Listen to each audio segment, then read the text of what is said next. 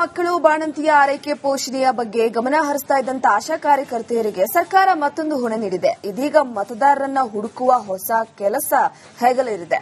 SIR ಕೆಲಸಕ್ಕೆ ಆಶಾ ಕಾರ್ಯಕರ್ತೆಯರನ್ನ ಬಳಕೆ ಮಾಡಲಾಗ್ತಾ ಇದೆ. ಅತ್ತ ಸರ್ವೆ, ಇತ್ತ ಎಸ್ಐಆರ್ ಕೆಲಸದಿಂದ ಕಾರ್ಯಕರ್ತೆಯರು ಬಳಲಿ ಬೆಂಡಾಗಿ ಹೋಗಿದ್ದಾರೆ.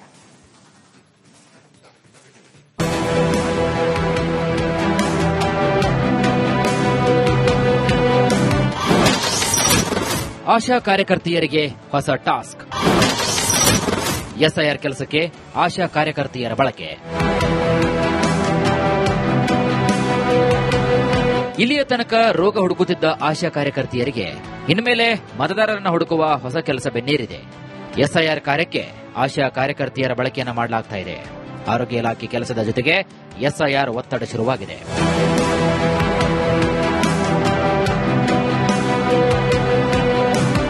ಓವರ್ ಡ್ಯೂಟಿಗೆ ಆಶಾ ಕಾರ್ಯಕರ್ತೆಯರು ಕಂಗಾಲಾಗಿದ್ದಾರೆ.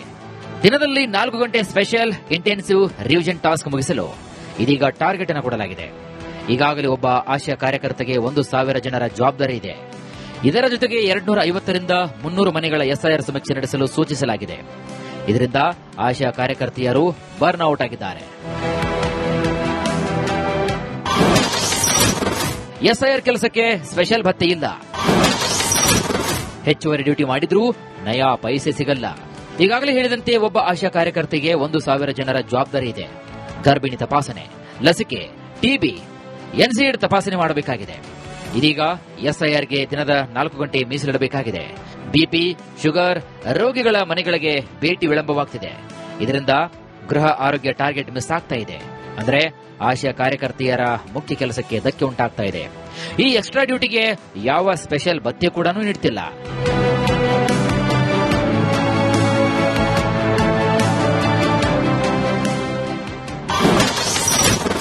ಇದು ಸರ್ಕಾರಿ ಕೆಲಸ, ಮಾಡಲೇಬೇಕು. ಆಶಾ ಕಾರ್ಯಕರ್ತರಿಗೆ ಆಯುಕ್ತರ ಸೂಚನೆ.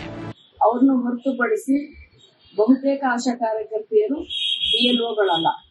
ಬಿಎಲ್ಒ ಇವರ ಕೆಲಸಗಳಿಗೆ ಇವರು ಜೊತೆಗೂಡಿ ಅಸಿಸ್ಟ್ ಮಾಡಬೇಕು ಅಂತ ಹೇಳಿ ಎಲ್ಲ ಆಶಾ ಕಾರ್ಯಕರ್ತೆಯರು 1 ತಿಂಗಳ ಕಾಲ ಈ ಚುನಾವಣಾ ಆಯೋಗದಿಂದ ಬಂದಿರುವಂತಹ ಈ ಎಸ್ಐಆರ್ ಕೆಲಸಕ್ಕೆ ನಿಯೋಜನೆ ಮಾಡಿದ್ದಾರೆ. ಈಗಾಗಲೇ ಹಲವಾರು ಜಿಲ್ಲೆ ತಾಲೂಕುಗಳಲ್ಲಿ ತಹಸೀಲ್ದಾರರು, ಪಿಎಚ್ಒಗಳಿಂದ ಆಶಾ ಕಾರ್ಯಕರ್ತೆಯರು ಬಿಎಲ್ಒಗಳಿಗೆ ಸಹಾಯ ಮಾಡಬೇಕು, ಅವರಿಗೆ ಅಸಿಸ್ಟ್ ಮಾಡಬೇಕು ಅಂತ ಹೇಳಿ ಸುತ್ತೋಲೆಯನ್ನು ಹೊರಡಿಸಿದ್ದಾರೆ. ಬೆಳಗ್ಗೆ 9 ಗಂಟೆಗೆ ಮನೆಯಿಂದ ಹೊರಟರೆ ಆಶಾ ಕಾರ್ಯಕರ್ತೆಯರು ರಾತ್ರಿ 8 ಗಂಟೆ ತನಕ ಬಿಡುವಿಲ್ಲದೆ ಕೆಲಸವನ್ನ ಮಾಡಬೇಕಾದ ಪರಿಸ್ಥಿತಿ ಬಂದಿದೆ. ಹಾಗಂತ ಇದೇನು 1-2 ದಿನಗಳ ಕೆಲಸವಂತೂ ಅಲ್ಲ. 1 ತಿಂಗಳ ಕಾಲ ಒಂದೇ ಒಂದು ರಜೆಯನ್ನ ಪಡೆಯದೆ ಕೆಲಸವನ್ನ ಮಾಡಬೇಕಾಗಿದೆ. ಹೋಗ್ಲಿ, ಇಷ್ಟು ಕಷ್ಟಪಟ್ಟು ದುಡಿದ್ರೂ ಕೂಡ ನಯಾ ಪೈಸೆ ಭತ್ಯೆ ಇಲ್ಲ. ಬಿಎಲ್ಒಗಳ ಜೊತೆಗೆ ಹೋಗಿ ಮನೆಗಳಿಗೆ ಫಾರ್ಮ್ ಹಂಚಿಕೆ ಮಾಡೋದು, 18 ವರ್ಷ ತುಂಬಿದವರ ಮತದಾರರ ಹೆಸರನ್ನ ಸೇರಿಸುವುದು, ಆಧಾರ್, ಜನ್ಮ ದಿನಾಂಕ ಪುರಾವೆ ಸಂಗ್ರಹಕ್ಕೆ ಸಹಾಯ ಮಾಡುವುದು ಸೇರಿ ಒಟ್ಟು ಹಲವು ಕೆಲಸಗಳನ್ನು ಮಾಡಬೇಕಾಗಿದೆ.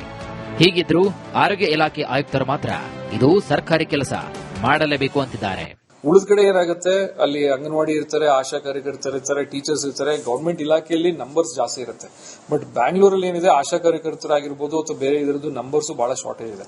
ಸೊ ಜಿಬಿಎದಲ್ಲೇ ನಮಗೆ ಮೇಜರ್ ಸಮಸ್ಯೆ ಬರ್ತದೆ. ಉಳಿದ ಜಿಲ್ಲೆಗಳಲ್ಲಿ ನಮ್ದು ಬೇರೆ ಪ್ರೋಗ್ರಾಮ್ಸ್ ಆಗಿರ್ಬೋದು ಅಥವಾ ನಮ್ಮ ಫಂಕ್ಷನಿಂಗ್ ಆಗಿರ್ಬೋದು ಮೇಜರ್ ಸಮಸ್ಯೆ ಬರ್ತಾ ಇಲ್ಲ. ಆಮೇಲೆ ಅಲ್ಲಲ್ಲಿ ಡಿಸಿಗಳು ಮತ್ತು ಈ ಚುನಾವಣಾಧಿಕಾರಿಗಳು ಸಹಿತ ಯಾವುದು ಪ್ರಯಾರಿಟಿ ಮಾಡ್ಕೊಂಡ್ಬಿಡ್ತಾರೆ. ಯಾರು ಫ್ರೀ ಇದಾರೆ ಆ ಟೈಮ್ನಲ್ಲಿ, ಯಾರಿಗೆ ಅಷ್ಟು ಕೆಲಸ ಇಲ್ಲ, ಅರ್ಜೆನ್ಸಿ ಇಲ್ಲ ಅಂತವ್ರಿಗೆ ಪ್ರಯಾರಿಟೈಸ್ ಮಾಡಿ ಮಾಡ್ಬಿಡ್ತಾರೆ.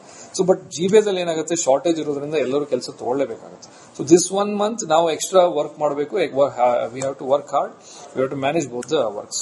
ಈಗಾಗಲೇ ಪಿಎಚ್ಸಿಗಳಲ್ಲಿ ಸಿಬ್ಬಂದಿಗಳ ಕೊರತೆ ಇದೆ. ಆಶಾ ಕಾರ್ಯಕರ್ತರು ಇಲ್ಲದೆ ಹೋದ್ರೆ ಎಎನ್ಸಿ ಹೆರಿಗೆ ಟ್ರ್ಯಾಕಿಂಗ್ ಸಂಪೂರ್ಣ ಹಳ್ಳ ಹಿಡಿಯುತ್ತದೆ.